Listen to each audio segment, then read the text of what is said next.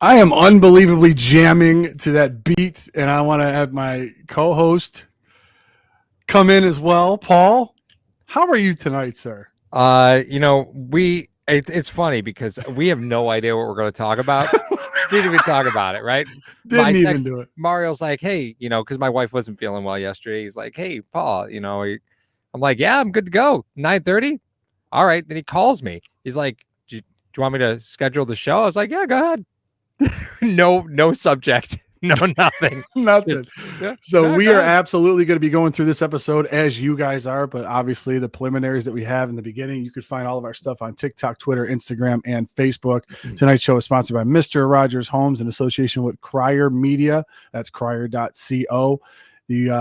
All the super chats will be going to the 2022-2023 Williams or sponsor charity words are difficult. Charity for hashtag sports, which is the Williams Syndrome Foundation. All of our material will be on iTunes and Spotify.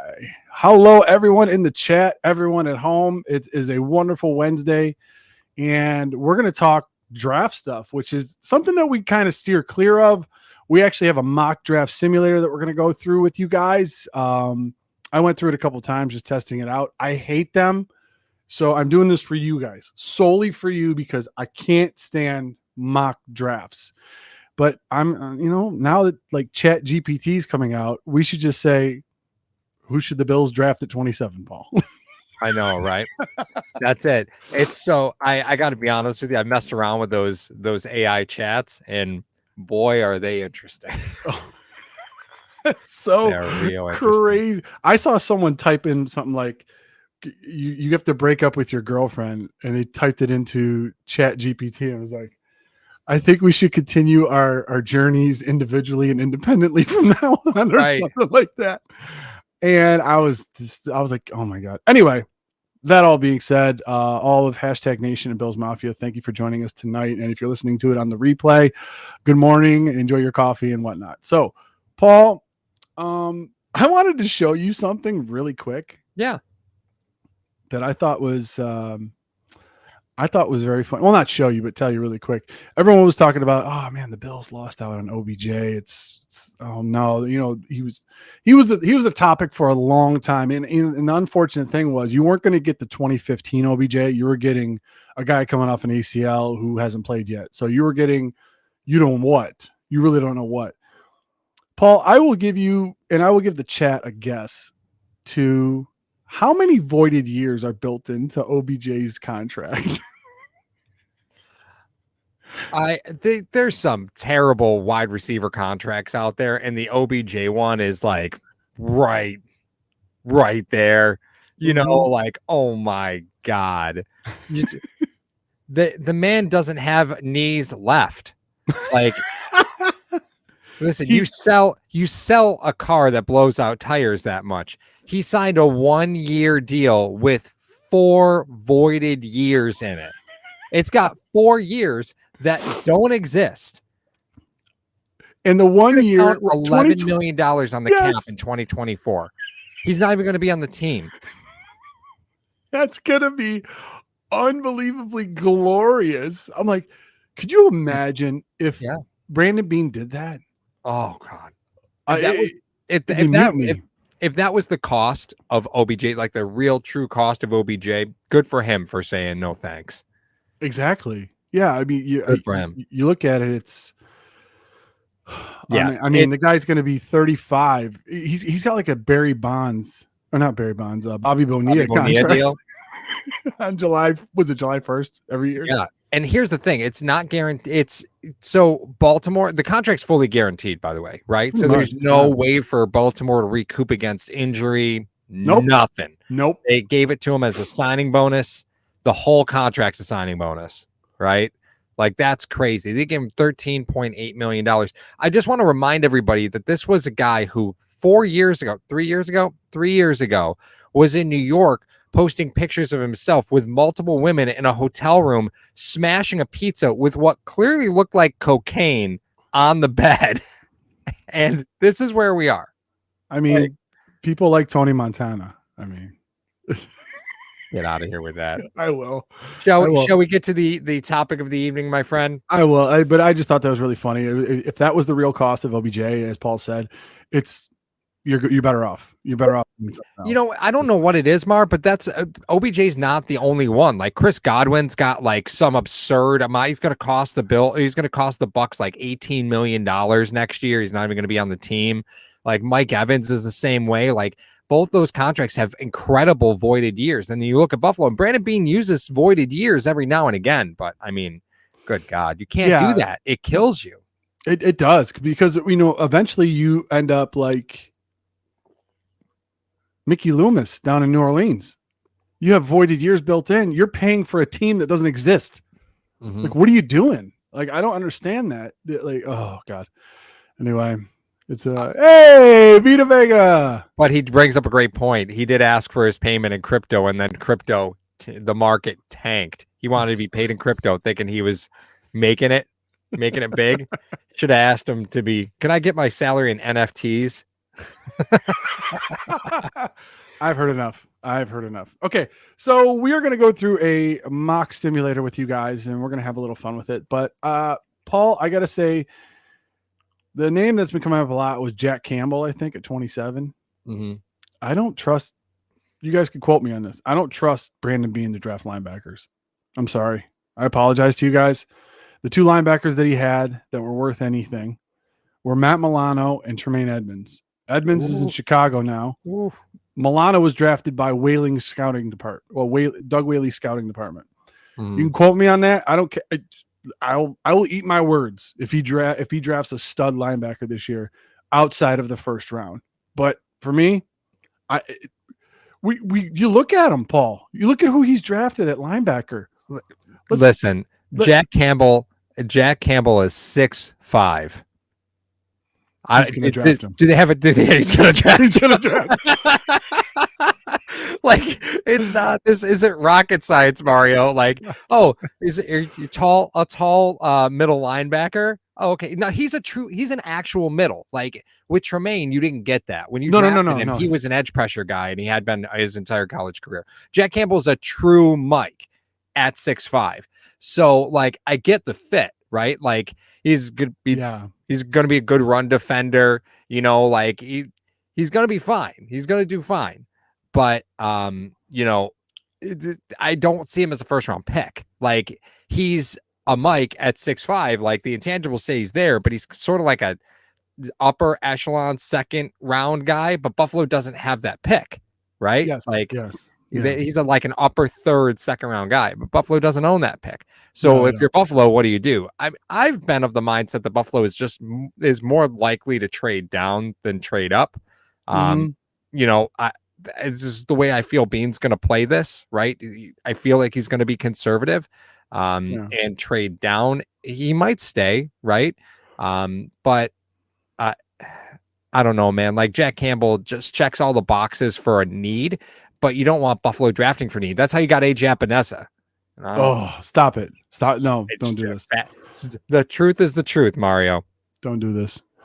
Yeah. AJ Epinesa was the you're playing with house money draft. That was 2020 after you got Diggs. Yep. And then what did you get from that? You got Hodges, not here. Dane Jackson, your boy. Jake from State Farm, I guess. Gabriel Davis and Zach Moss, who 2 years, you know, that draft might be gone in a couple of years. Oh, not Tyler Bass, probably. He'll probably still be here. But that being said, I mean, he's drafted 3 linebackers since Edmonds, and they were Voshan Joseph, Terrell Bernard, and Braylon Spector. Right. So that's it. But, you know, the thing about Campbell that kind of gets me a little bit is from a size perspective, I get it, right? I definitely get it. But he's like Tremaine was fast. Jack Campbell is not. Like he's not that rangy middle linebacker. Like he is a more traditional middle linebacker. Yeah. In that sense. And in a Tampa 2 scheme, maybe that doesn't work. But, you know, the truth is McDermott's got a type, and 6'5" is the type. I always. So what you're saying is that What are you comparing Sean McDermott to a recently single mom looking for a suitor? What the hell did you just do? No, he does have a type. I understand that. But what this draft, I think, will signify will be the significant changes that when Leslie Frazier's not running it versus Sean McDermott running it, what does he want? Right. Does he want that typical guy in the middle like that? Or does he want to go more? Or was going nickel majority of the time something that Frazier kind of was pining for, where you wanted Taron Johnson on the field more. Mm-hmm. So who knows if Taron Johnson maybe is not on the field as much, and you're going to a more traditional 4-3 with a lot of the, I'll say, gunslingers in the AFC. I don't see how they can do that and maintain what they're not, because you got to have you don't need just one more linebacker. You need two now, right? Unless you want to put, unless you're putting Taylor Rapp or what's his name, Poyer at outside linebacker.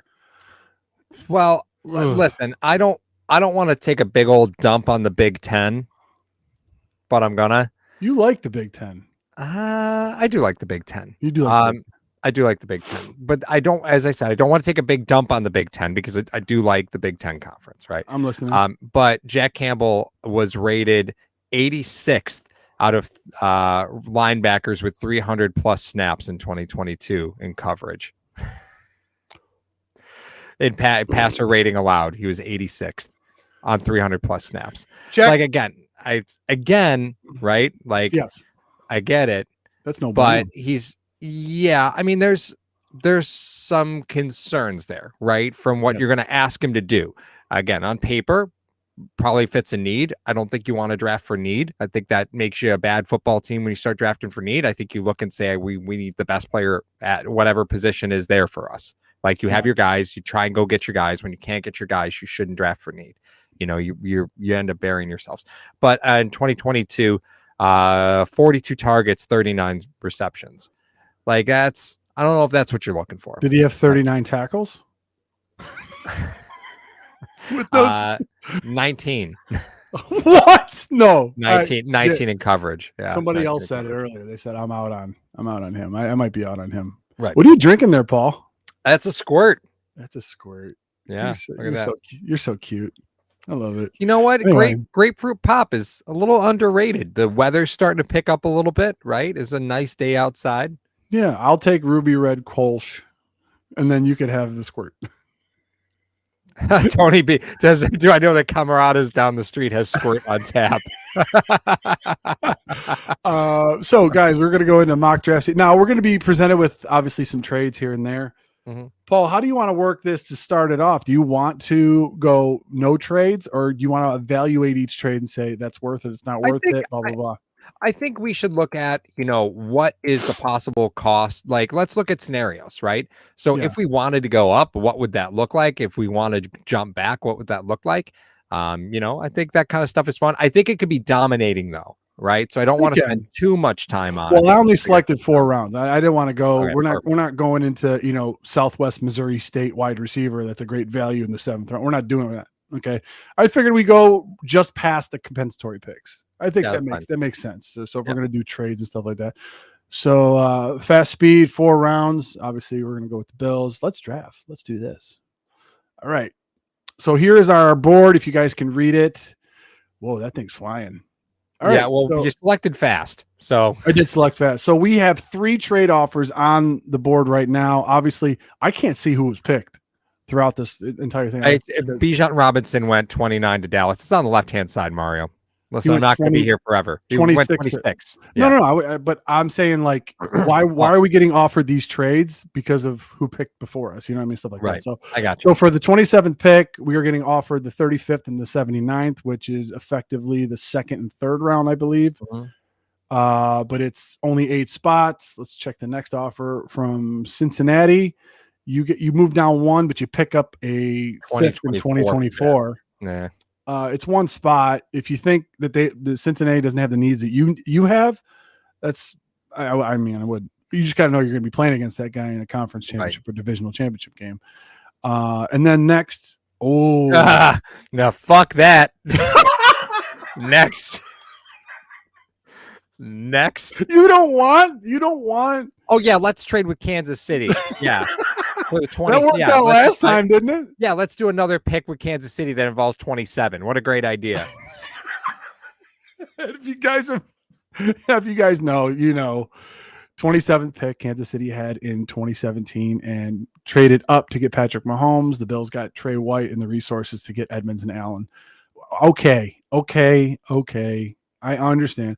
But it's a 2024 second, Paul. Yeah. Which is effectively a third round pick. Because you figure, yeah. Okay. Do we want to take any of these? Do any of these appeal to us? I am not in love with any of them. Nope. It's not enough for me, right? Like I would want to have multiple picks in multiple rounds. I would too. And I'll say this. The one that is appealing to me because we've seen Brandon Beane do some really cool stuff with 5th round picks. Like he's been able to shuffle those and not affect his own draft and get a few guys here and there. And it's like a sweetener almost. I mean, it's not, we have to understand, and everyone else needs to understand the fact that depending on the time of year, how do draft picks feel out? Obviously, before the season, if you're trading a draft pick to somebody, you're going to kind of guess how their season's going to go. If it's just after the season, you already know where they're going to be picking. You get, like we're saying right now, like it's Kansas City. It's a 2nd round pick from Kansas City. It may be at the basement of the 2nd round. Mahomes could get hurt in the first quarter next year, and they have a 3-14 season. I don't see it happening, but then that pick becomes a lot more valuable. But the point was, that's the only one that appealed to me out of all 3 of these was the fact that you're only moving one spot and you're picking up a 5th next year with the amount of cap that you're going to be eating up next year. Another pick is quite enticing, but totally agree. If I was giving it to an NFC team, I think we take this, but I don't think we're going to take it now. I don't want to take it now. So let's reject these. I agree. Why is my thing spinning? Oh, great. You should have did this one. The land of technical difficulties is #sports. Thank you guys for staying here. It'll be all right. We'll make it there. Yeah, it's not. Oh, there we go. I'm going to reject it. I'm going to reject that one. See you later, Kansas City. Okay. So on the board currently, we have all offense, defense, or special teams. Do you want to look for a specific position, Paul? Offense. I'm not interested in any defensive player on this board at all. I'm just not interested in any defensive player. Okay. Are you of the large human crowd, or are you of, because Robinson just went before. I think a lot of people, if this happens in the draft this year, they'll be mad. Hold on. Quentin Johnson's still on the board? Yes, he is. I think Quentin Johnson's the best receiver in this draft. I think he's a beast. So we got 6'2", 208 is Raz is 8'6". Oh, that guy's scary. Yeah. I think Quentin Johnson's the best wide receiver in this draft. I mean, I don't. And here's the thing, right? I think Buffalo, when you are looking at what they need, right? Again, I say you don't want to draft for need. But when you have the opportunity to draft who you feel is the best player at the position this late, I mean, you do it. And he fits the mold of what Buffalo has done in the past with their early round picks. They love those guys that are coming out as juniors, right? That were starters for multiple years. The kid's 6'3", 6'4", depending on the measurements, right? He is 6'2", he was listed, so. Yeah, but that's what I mean. Like you get a variety of measurements off these guys. I don't have their combine look. I guess that would be the only true one. But yeah, Paul usually gets 5'7" to 6 foot, depending on where he's standing near me. So it's actually, thanks a lot for that. Paul is 6'6" on stage. I want to let you guys know this. When he sings and he's on stage, he's about 6'6", 6'7". Yeah, he's a So monster. much for that. Yeah, I appreciate it. No, but you bring up some great points. The fact is this. Okay, listen, you have to try to cover yourself. It's not so much drafting for need, because once you start drafting for need, teams can hop ahead of you and do this, that, and the third. You have to realistically think that Gabriel Davis may not be on this team next year. Right. You're already married to Diggs for the next 3 years at least. Right. You have Khalil Shakir on this team, and you're going to go forward with that. If you draft another wideout like we just did with the 27th pick, now you cover yourself in case Davis leaves, and you don't have to go scrambling in free agency and or the draft next year to fill that spot. And you think another year with Josh Allen at the helm, working with Dorsey and what he's going to be doing there, it's going to get hopefully to a point where it doesn't matter what wideout you put with him. The offense is going to move and be successful. It's Right. kind of like the Mahomes effect, Brady effect. Certain guys that Drew Brees. How many guys? I mean, I mentioned this a couple weeks ago. You never would have heard of Austin Collie if it wasn't for Peyton Manning. You know what I mean? I know I'm putting Josh up there with some guys that were very, very cerebral. However, you think that he's going to get up to that point. This is what you do. So when you take a wide receiver like that, I think a lot of people would be mad though that if Robinson went the pick right before it. Like people would be like, "Bean, come on, do something to move up." I get it. I guess the bugaboo, right? Because what we've seen Bean do is get guys that are automatic at catching the ball, right? Just automatic. Had 11% drop rate last year, right? It's high. That's high. That's high. He had 8 drops last season.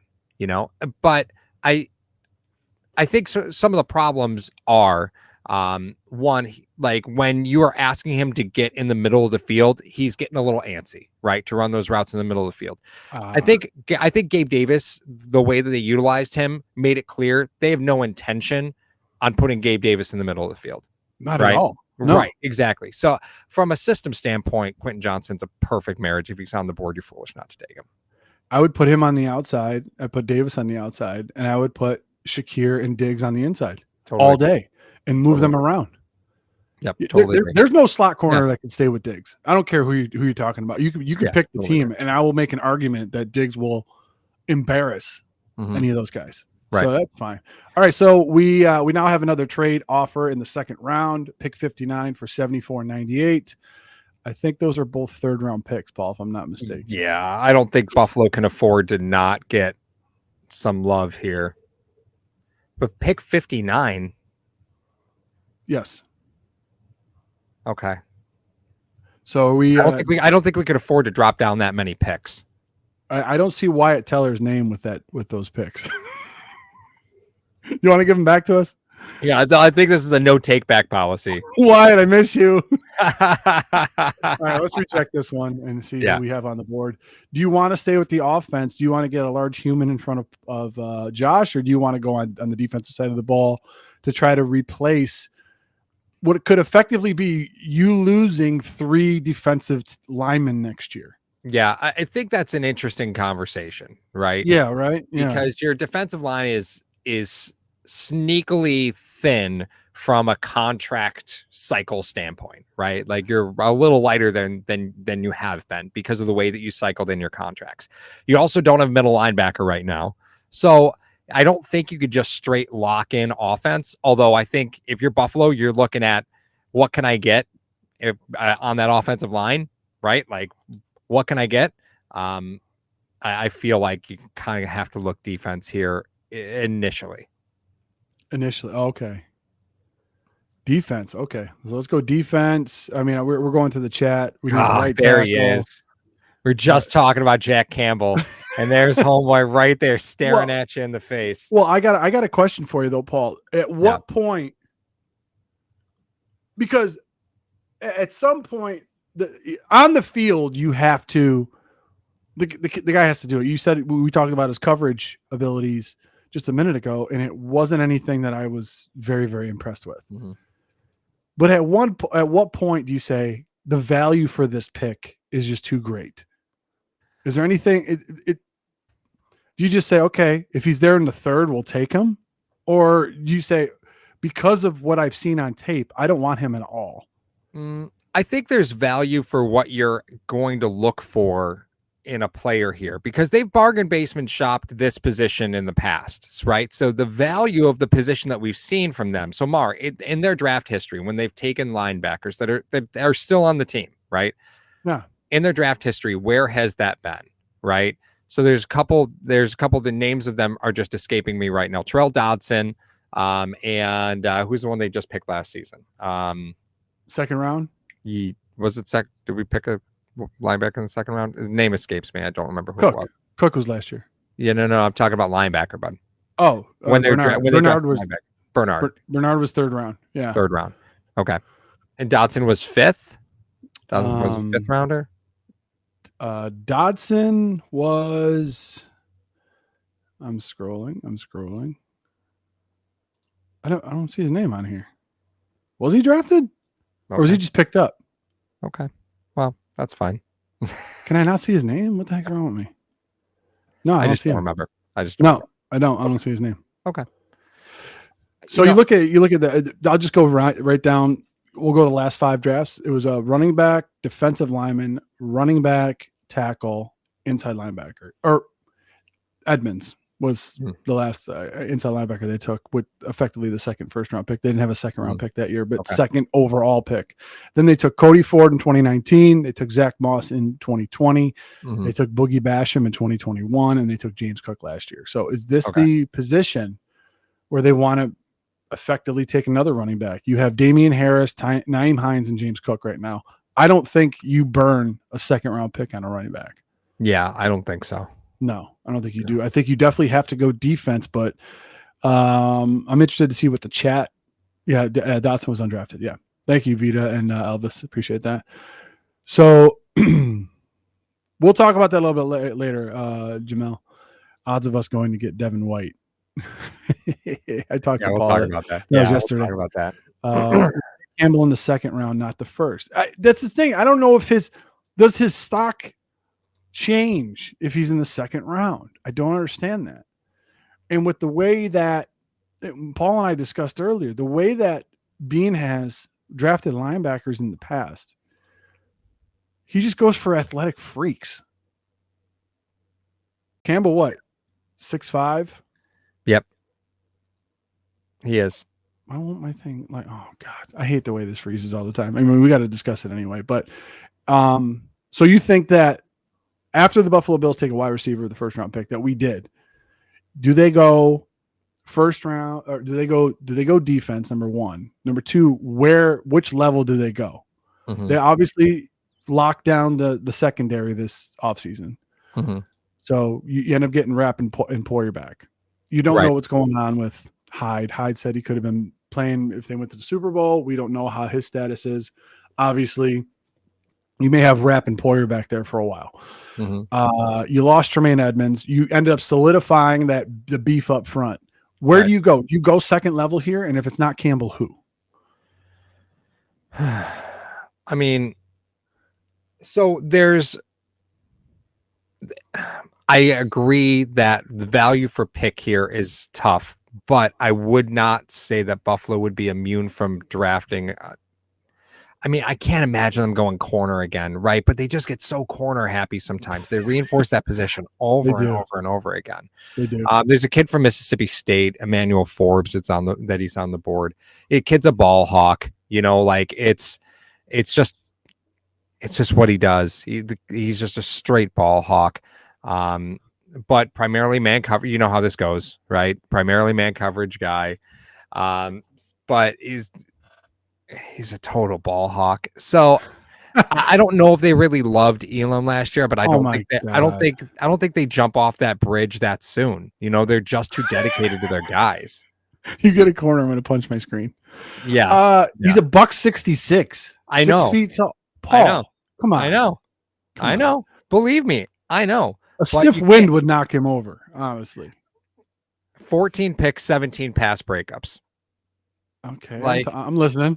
Yeah, all right. That's what I mean. I get it. I mean, I love it. Here's the thing that I think is going to be tough for Campbell coming in. Obviously, he has all the physical tangibles you want. If they take him, does this signal? I know I'm going down the rabbit hole a little bit. Does this signal that it was in fact McDermott's team defensively instead of Frazier's? I don't know because they just want to put another coin in the machine with Jack Campbell saying, "Hey, he's a big athletic freak. We did it before. Let's go." I think the difference there though, Mar, is when you drafted Edmonds and you moved him to the middle, you said this has to work. Right? Like, we got young linebackers. This has to work. I don't think Jack Campbell has to be great. Right? Like, whatever you're going to put there, he doesn't have to be great. He has to be decent. Right? Like, because you still have Milano, right? So we really don't know what it's going to be asked of Matt Milano as opposed to whatever they're going to bring in instead. So I don't necessarily think that drafting Jack Campbell is going to be so much based on Campbell's ability as it is how much of an improvement will he be from the guys that they already have on the roster and the resources they already have. How much of an improvement is that really going to need to be? And to be honest with you, replacing a player like Edmonds is really hard because you go through the draft and Jack Campbell is the last guy that you're going to want to touch that's above 6'3" at the linebacker position. So if size is really the thing for you, the linebacker position, they're all 6'1". Every linebacker of any name is 6'1". So you have to kind of look at it and say, this is the defense that we want to run. If the profile matters, you draft Jack Campbell. If the profile doesn't matter and you're just looking for the best football player available, you can wait at the linebacker position here. Okay. All right. Because we talked about this before. I don't know if it's what a lot of people are talking about, but for financial reasons and or injury reasons, this is usually the spot where you can get a really good center. Mm-hmm. I know it's not a sexy pick, guys, and I apologize for that. But if I'm looking through the draft, one center was taken, and that was at 32 to Pittsburgh in this mock draft. Yep. And that was it. So second best center off the board, or you want Jack Campbell? Spin, it brings up a good point, and so did John. And that is true. There is a big drop off. And but that's what happens. I do think you have to reinforce that center position, right? Because you got Morris. But again, you're looking now at the luxury of being able to draft a replacement player, and you have to ask yourself, are you comfortable drafting a replacement level player as opposed to drafting a starter, right? Yeah, but here's the deal. Here's the deal with a lot of people. If you post June 1st cut, which you only get 2 per team, if you post June 1st cut Mitch Morse, I know, don't start yelling at me, you guys, and you draft a center, you know how much more money you open up? If you said, hey, yeah, if you guys are fans of Gabe Davis or, re-signing Gabe Davis, if he makes strides this year, he's going to cost a pretty penny. But if you say, hey, listen, we could re-sign Davis if we draft a center and cut Morse. I mean, you do have Bates to fill in if you need it, but then you need a guard. So how deep do you go on the offensive line? Do you carry 9 offensive linemen every game? You're already carrying 8 defensive linemen. Right. You're gonna burn 17 spots. You know what I mean? So I don't know. It's weird. Weakening the all line is the stupidest. Yeah. Also plays guard. The bonus is you draft a center for a guard position now, or fight for a guard. But Paul, talk to them about that, because what Buffalo has typically done in the past was just go get free agent guards, like guards and defensive tackles. That's all they really pine for in free agency. We want experience at that position. We don't have to coach that position. That's what we want. Yep. They just want to turn and burn it. Right. Yeah. And Brandon Beane has never drafted a guard ever. Hasn't done it. Hasn't ever drafted a guard. So that tells you the value that they put on it, right? They do the same thing with corners, only they have a tendency to bring that veteran corner in, then draft just a bunch of corners every year and just see what washes out, So they most certainly have a plan there, and it often isn't drafting a guard. Right. So the thought of drafting a center and moving them to guard, that's definitely something that some players are capable of doing, but it's not anything that I think this organization looks at and says, oh, well, that's the difference maker because we need a guard. I think they're totally fine going to the veteran well over and over and over and over again, because and truth be told, do you want to have a young offensive lineman protecting one of the top 3 assets in football? I don't know. Right. You did that with Spencer Brown. How many, and you're not super in love with that option right now. So how often do you want to do that? Right. Yeah, I just want to throw this in there real quick. That is because obviously the price for that, the admission for that ride is very steep. Obviously you want to try to get that.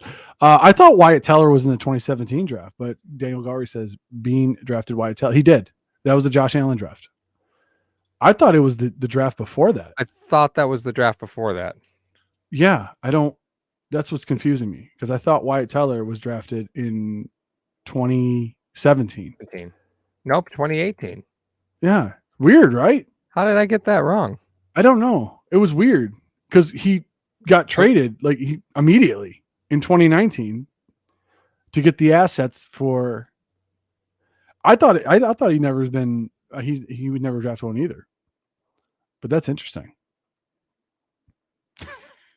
5th rounder, and Anderson was a 6th or 7th rounder. Yep.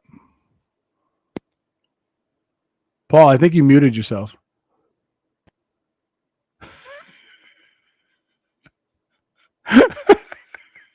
I can't hear you. Nope. Can anybody hear Paul?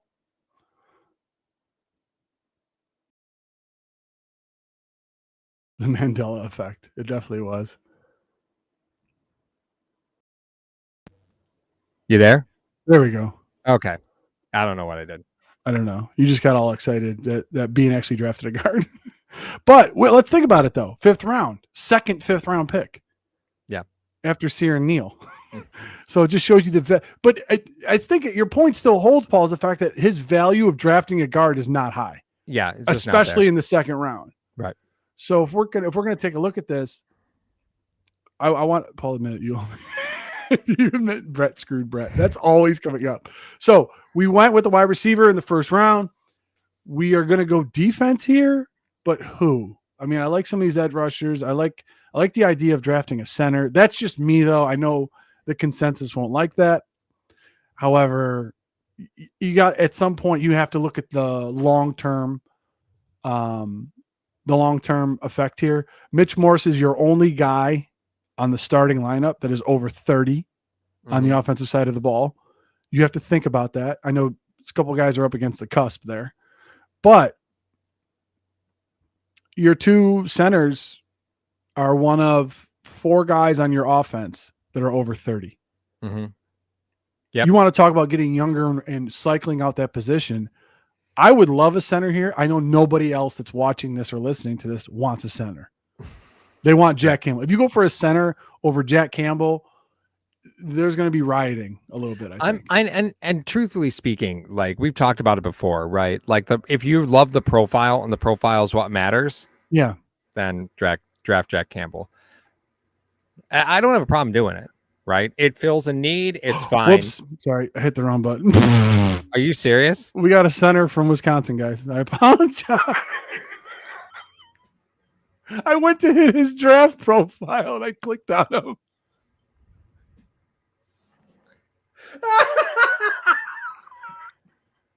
We're 40 minutes into this thing, Mario. You're welcome.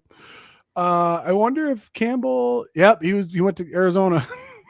Yeah, but yeah, there he went. But I mean, Third ways round, away, 3rd round, right? Yeah, ways away. That's how Belichick picks. Yeah, that's it. He just lets his dog pick. I licked the screen on accident. I apologize for that, guys. But well, you know what? We know we would have drafted Jack Campbell, so it doesn't matter. We know, yeah, I would have definitely taken Campbell. It's so funny. All right, so Paul, we're in the 3rd of the 4th round, the only 4 rounds that we're doing here. We're at the 91st pick. We haven't been offered any trades, which I mean, it's fine. It's fine. Do we want to go back and see your corner just to see if he's still there? No, he's not. He is not there anymore. Nah. So now that I stupidly drafted a center, we now need a linebacker. We now need to get a linebacker in the 3rd round. Okay, let's see what linebackers look like. Noah Sewell's one hell of a football player.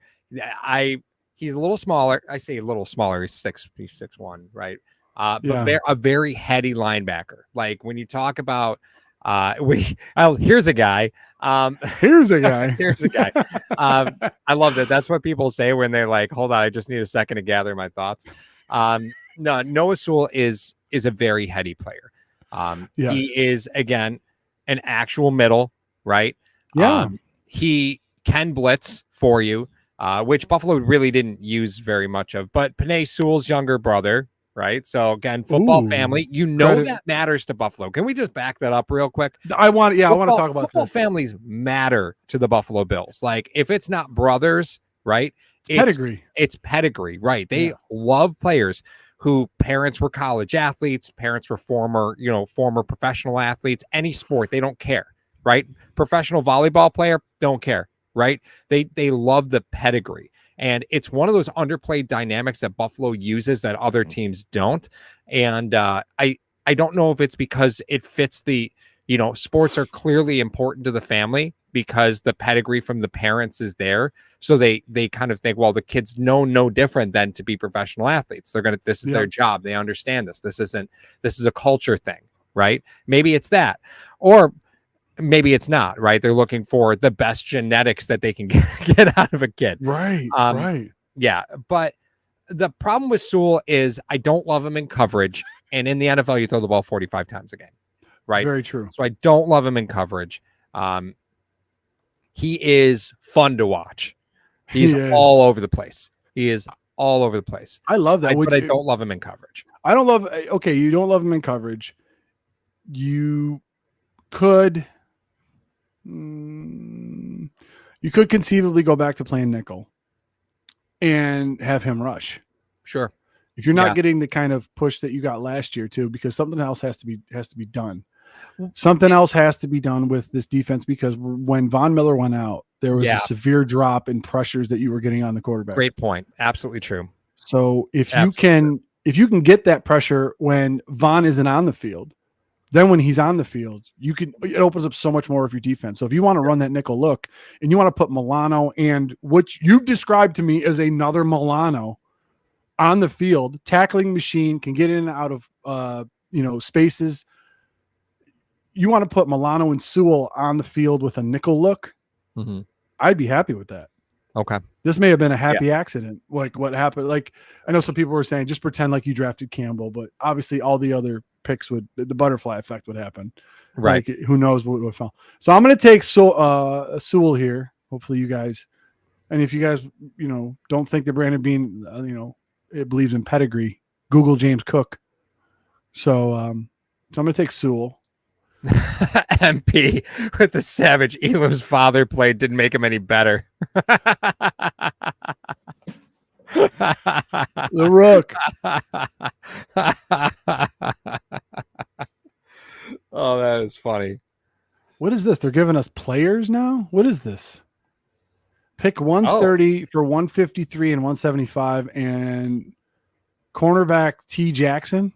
Yeah, let's see what that salary cap number looks like real quick. I'll check it out too.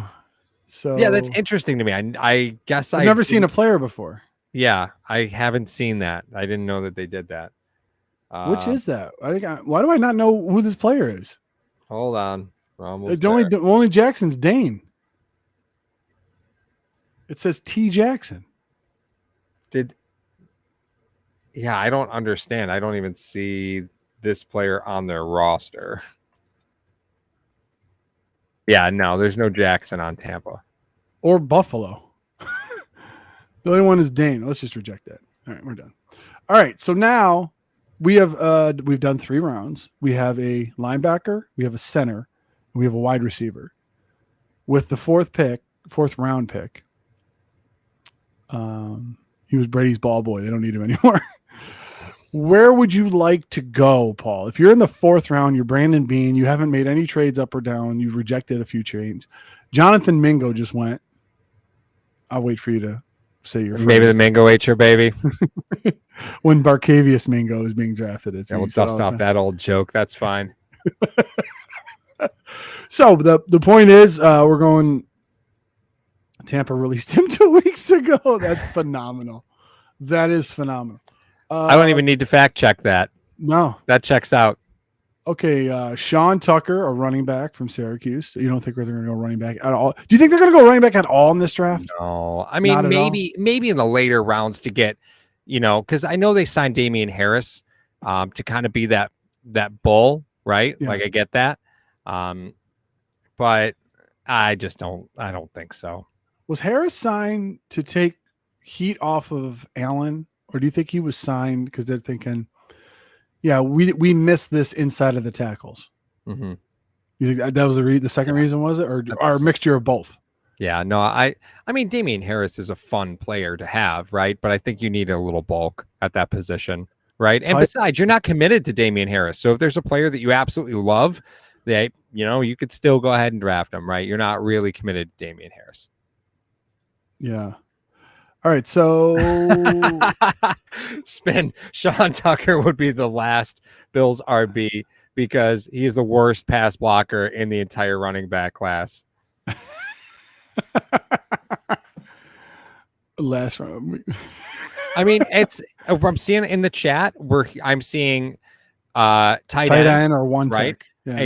Yeah. And you made that point earlier, right? You look across your defensive line, you got a lot of guys cycling out after this contract run, right? So, that I could buy into both of those. I am looking for somebody in the 4th round that could take some rotations.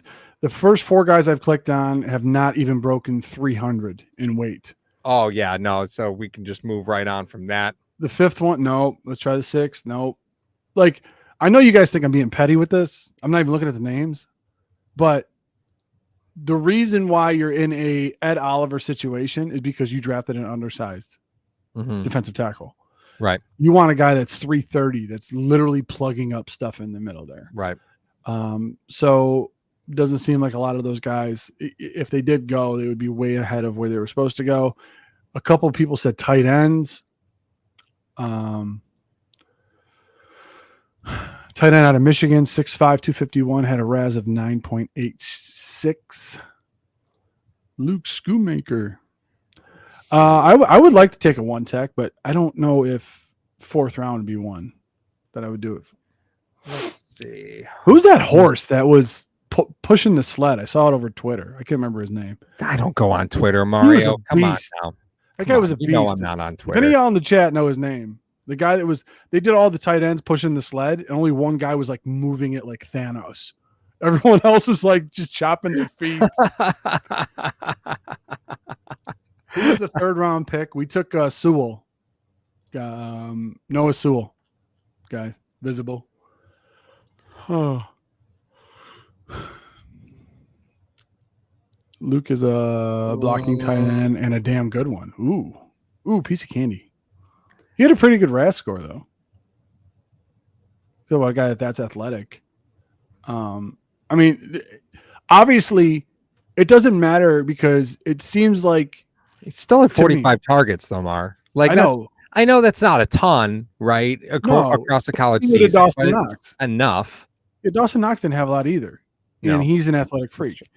But here's the deal: if Ken Dorsey went to the Brian Daboll School of Offensive Coordinatoring, that's a word. Yeah, I just did it. They're not throwing in the freaking tight end anyway. So what's the point? Yeah. Dawson Knox, put this in your pipe and smoke it, everybody.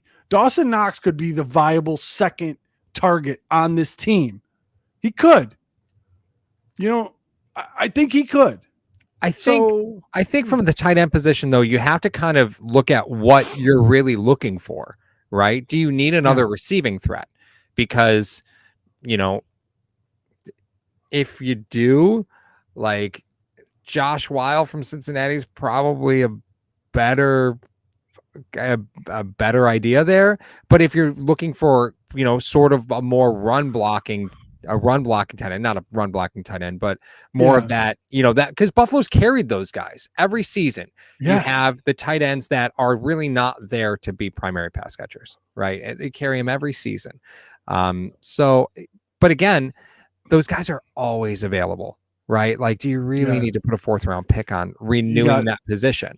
You got Dawson Knox, Quentin Morris, and Zach Davidson currently on the roster. Right. You could bring in some free agent guy that nobody knows about that may be the darling of camp. There's always that one darling of camp that everyone's like, oh my God, this guy's great. Touchdown Jesus. Let's go. Right. But they do. I mean, I think the Bills at one point had like 3 tight ends on their practice squad last year. It was Sweeney. There was a few. The names and God. Nate Becker comes to mind, but that might have been last year. But I remember looking at the practice squad going, we got a lot of tight ends on this practice squad. I understand practice squads are big now, but it just seems strange to me, right, that they were carrying so many tight ends. But every year they've got at least 2 tight ends on their practice squad for a majority of the season. It's just the way that they do business. So do you need to invest another pick when you've already got Dawson re-signed? True. I don't really know. But I can tell you when Dawson goes down, that position is completely inept for you, right? It is. maybe you do need to go get another pass catching tight end. Maybe you Pure, do. pure Or maybe you go safety here. Listen, you got Hyde, you got Poyer, and you got Rapp on a 1-year deal, and the cupboard's empty after that. So you want to talk about getting a safety? Why not? Oh, here comes Paul. What? Florida State. Jamie Robinson. Come on now. You love Florida State. You love the Florida State. LSU. See, Paul and I have very different philosophies when it comes to drafting secondary guys. Mm-hmm. We both agree that you don't take anybody from Ohio State. That's number one. You don't take any Ohio State corners ever. I don't even care if he's ranked high. You're not taking one of those guys. That's one. Number two is this. You take any kind of secondary player, safety or corner, out of the SEC. Speed will not be a problem with them. Mm-hmm. Speed will not be a problem. Question is, do they fit into the contours of your defense? Now, Paul, if you had to describe Sean McDermott as far as this defense goes, mm-hmm. what do you think he looks for in a corner when he's not talking about corner or a safety? I'm talking about, we'll go through both, but what I'm saying is, I know he doesn't want to play 9-on-9 and just lock down the corners and put a man all day and follow guys around. He plays a zone corner scheme. Now we can get into that, but what does he look for in a corner? You said he had a type before. What does he look for in a corner? What does he look for in a safety? Yeah. So with corners, it's not necessarily about speed, right? Like you see these fast corners fly off draft boards, right? But with McDermott's system, speed isn't necessarily a resounding factor, because in zone schemes, it's more about vision than it is about anything else, right? It's about discipline. It's about vision. So those are the players that they want to find. They want to find those really disciplined players with really good vision. And that's what you need to be a successful zone corner in McDermott's system. You don't have to be the fastest thing in the world.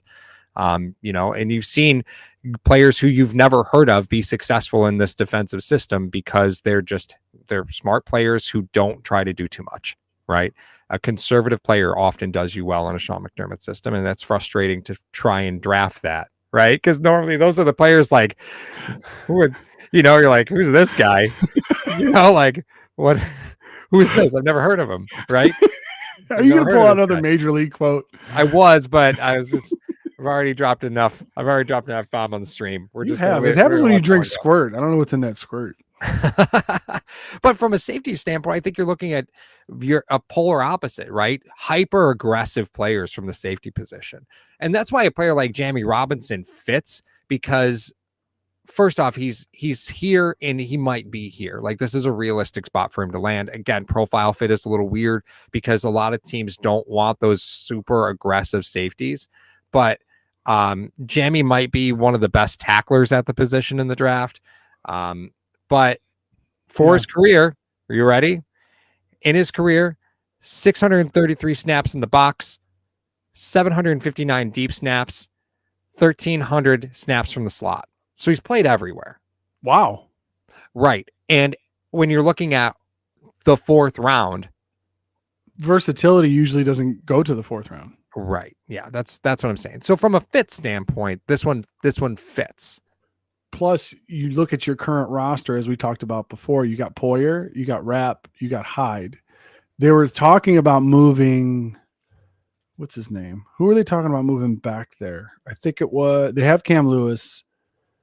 The other one was Benford. Yeah, they're talking about moving Benford to safety. Now you're going to try to convert a corner. In the meantime, wouldn't it be nice to have a safety there, not a converted one? Right. You know, like a true safety.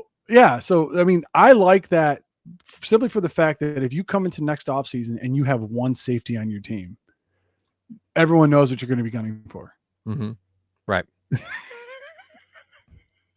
I'm drafting Robinson, John. Well, now hold on. Before you do that, I'm kidding. let's check tackles real quick, right? Because you know that Buffalo always draft tackles. It seems like every year they draft another tackle. Defense or offense, Paul?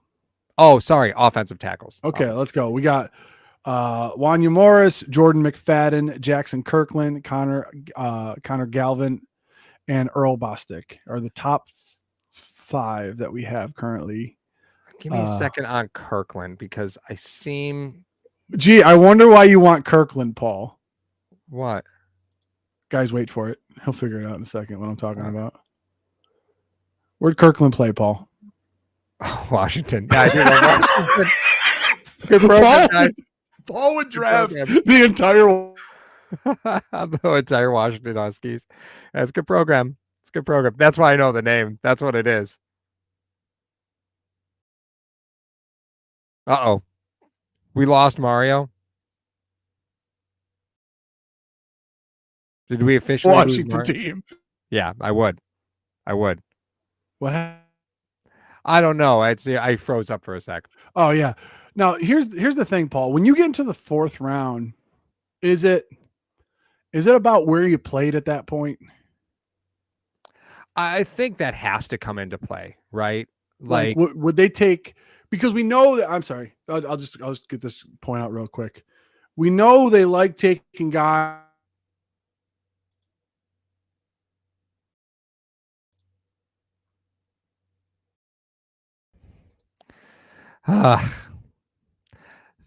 I'll speak for Mario. Wow. I mean, look at that beautiful face. You see it? Look at that. Stunning. So I'll pick up for Mario while we wait for him to return. Mario, you keep freezing up, bro.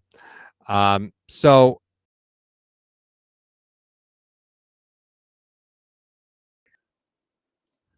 oh. Hey, buddy. Hi, Paul. What the hell happened? Nothing. I was talking.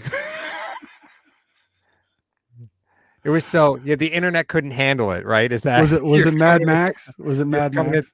You're coming in with such hot takes the internet couldn't handle it. That's what it was. I know. No, but what I was saying was, it was just basically echoing something that you would have said, which is the fact that once they get past the 3rd round, what they like to do is they like to take guys that were captains, guys 4-year starters, guys had to maybe, had to go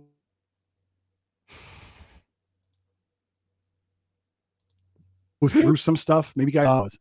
But that all being said, would they rather take a guy who was from a winning program or a guy that was necessarily from a program that you don't even hear of, but got quality playing time against good talent? Mm-hmm. So right. that is the thing for me that that you'd have to look deep into. Like, okay, would they want this tackle from, like, this one says Jake Witt, Northern Michigan. All right, where we go, Directional University. Oh, he was a captain. Oh, he's a 4-year starter. He came in and he had an injury back in 2021, and he ended up recovering from that and then made all conference or something that like that. You're going to hear a story about that. Mm-hmm. So will you stop it, Steven? I mean, you're not wrong, but Jesus Christ. That's funny. Yeah, is Suggs gone? Yeah, I would imagine Suggs is gone at this point. We could see 11 players there. And I think Suggs would have been gone by now. So I'll look for Suggs. You look for what you wanted to talk about with Kirkland. I mean, here's where I think you bring up a good point, though, Mar. When you start getting down into this level, right, I think competition does matter, but you could start betting a bit on profile. And I think less snaps aren't necessarily bad snaps, right? So you'd rather take a guy with less snaps than a guy with bad snaps. So, like, while you can look at a player who went to Clemson, right, and he may have had 400 snaps the last 3 seasons, right, across the, in each season. Yeah. If he's got, if your scouts are looking at him like, man, listen, 15% of these snaps you would just want to throw into the dumpster. Like, they're terrible snaps. Even though he went to that elite level program, if he's got enough bad snaps on film, you're not interested, right? So a player like Wanya Morris, the tackle from Oklahoma, really, played a bit in 2020 and 2021, played more in 2022, actually had more snaps in 2022, I think, than his previous 2 seasons combined. So from a number standpoint, I think that's a player that when you get into the later rounds, you're like, okay, well, his last year was really, really good, right? His last year was a solid year of film. And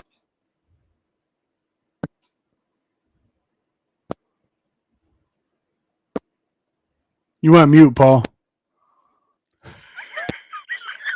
This is amazing. I love it.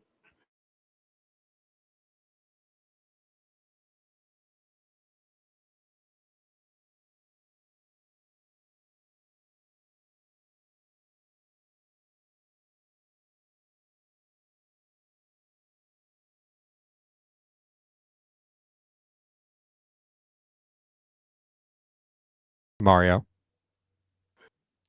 Good God.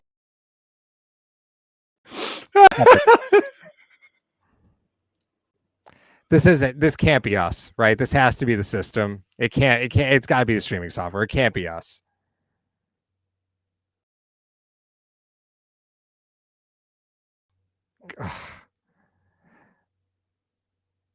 Mar, I love you so much. I love you so much. But I love you so much, but we 100%, we have to teach you how to restart your router. Have you tried turning it off and turning it back on again? I could. I think I found the problem, Paul. I am currently playing Call of Duty at the same time we're doing this, so I apologize. Are you serious? No, I'm not. Oh, okay. All right. I will restart it. Yes, of course. All right. But what I was saying was, in the fourth round, if you have a position of need, you can take a guy who had one really good year of film and two, like, maybe not so awesome, but clearly development years, versus a guy in Clemson who just consistently didn't show. His film from 2 years ago is exactly the same as the film now. That's a guy you're probably not interested in. Right. So, like, a player like Wanya Morris from Oklahoma maybe fits your need a little bit more, but I still think Jamie is the guy here. He just seems like too much of a fit. Yeah. Where's Jamie? Jamie, come Safety. here. Come here. Scroll. He's at the top of the draft board, Mario. Yes, I got him. Okay, so our final results. Let me control and let me just make this huge for the people at home. There we go. Tidman's a good ball player. I know you drafted him on accident. Tidman's a good ball player. So we will put this in the hashtag. I mean, I'll screenshot it and everything. I'll put this on our Twitter, on the tweets, on the Bird app. All right, Quentin Johnston, Joe Tippmann, Noah Sewell, and Jamie Robinson. If that started your first 4 rounds with no trade outs or trade, but we know how Bean is. He's a mover and a shaker sometimes. Right. If those were your 4 picks going into what is that? They do round 1, then they do 2 and 3, right? Right. Okay, so day 1 on Thursday, it's going to be round 1. Friday is going to be rounds 2 and 3, and then they get into the weekend where they do the 3 other rounds. But if that started your draft, would you guys hate it, love it, or okay with it? Do you see the business side of it kind of working in? Obviously, that's why I talked about drafting a center, guys, is because you got Mitch Morse, and your 2 centers on your offense are literally the 2 of the 4 guys that are over 30 on your offensive side of the ball. Mm-hmm. So you have to get younger at that position. And you can't just say, oh, just put Bates in. He's a guard. You want him focused on playing guard. You know what I mean? Right. So, yeah, I did that on purpose or on accident. I apologize, guys. But that's you're filling needs and you're covering yourself for the 2024 season as well. Mm-hmm. You know what I mean? Right. So, I mean, I like it. I know that there's going to be, because I see it in the chat already.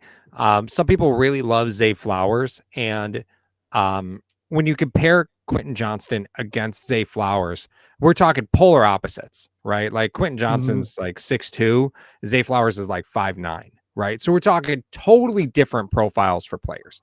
Yeah. But just as like in 2022, Zay Flowers is a target hog. Because in college football, he's a very tough player to wrangle, right? So he had 124 targets just in 2022. Wow. Right. Right. Exactly. So he had 124 targets this year, 82 targets in 2021 and 103 targets in 2020. But last year, 124 targets, 74 receptions. The year before that, 82 targets, 44 receptions. The year before that, 103 targets, 55 receptions, right? Like, those are the things to me that while he may have been the offense, you're not, that's not what I'm looking for, right? You're talking about a smaller frame guy with small window to throw the football to, right? And to me, I don't know if you're Buffalo, if you can afford to do that, right? No. Like, I don't know if you can afford to do that. I think you need to try and maximize the success of Josh Allen. And while Zay Flowers is a very fun athlete, again, I just, if you have the opportunity to add the size and speed, I think you add the size and speed. Zay Flowers is a nasty, nasty, nasty athlete. The actual quote from Pro Football Talks, Pro Football Focus is, scouting report says you can't touch him in a phone booth, right? Like a dangerous athlete. But we've seen what Buffalo has done with players of his profile. And I just don't know if I'm interested in that. Yeah. I hear you. I hear you on that, Paul. I mean, Galreese comes in. He says, you don't draft a backup player in round 2. It was an accident. It was an accident. I would have preferred a tight end. If they end up going with the scenario that I proposed where they post June 1st cut Mitch Morse with an injury settlement, and then you got Joe Tippmann there, you know what I mean? I mean, they did draft AJ Epineza in the second round, correct? Boogie Basham was a second round pick, wasn't he? Mm-hmm. So if I'm looking at that, there's some previous second round picks. James Cook, not the starter.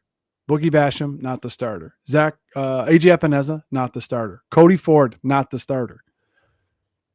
So you go back, they've drafted in the second round that where guys weren't the starter. But I get your point, Daniel. I definitely get your point 100%. I hit the button on accident.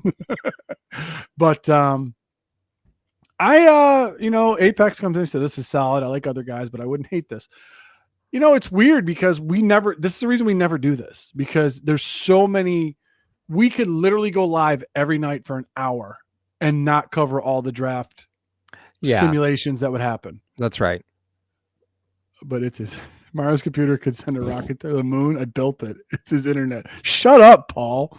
Hey, listen, it's true. It's true. I don't know. It is what it is. So guys, leave your comments in the chat for the for what you guys think about our mock draft. This is why we never do them, because there's so much debate of why you would pick this guy, why you wouldn't pick that guy. And make sure that you hit up all of our socials, TikTok, Twitter, Instagram, and Facebook. All of our episodes will be on iTunes and Spotify. Tonight's show was sponsored by Mr. Rogers Homes in association with Crier Media, crier.co. Go check it out. Paul, I'm not hating it. For a 4-round pick, I'm not hating it. Obviously, we got a couple of things we need to do in the 5th and 6th and 7th rounds, but I'm not hating it. Just to annoy Mario. No, he didn't. No, he built it. It's a monster. Like literally, it does my taxes. It cooks me Tim Hortons coffee. It gives me donuts in the morning. It's amazing. And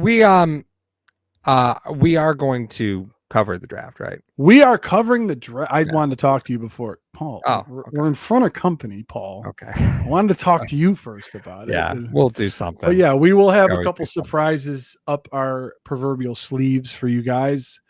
But thank you guys for joining us. If you're listening the next day, or you guys decide to join us live through this exercise, please leave a like and a comment down below. And we appreciate you guys taking the ride with us, because this was fun. This was actually kind of fun. Usually the mock drafts are painful, but this was actually kind of fun. So for Paul, I'm Mario. This is Hashtag Sports. We're out of here, guys. Hello, fellow Bills fans. Sean Rogers, realtor and lead of the Mr. Rogers Homes team. Did you know that real estate is one of the best ways to build wealth, and right now is one of the best times to own an investment property in Arizona? Please reach out to me. I'd be more than happy to answer any of your questions so we can take the next step to your financial freedom here in the Valley of the Sun, utilizing real estate. As always, God bless America, and go Buffalo!